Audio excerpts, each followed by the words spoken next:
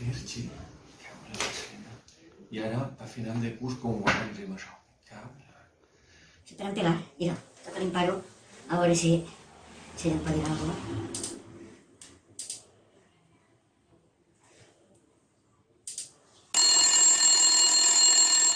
Maranel, diga.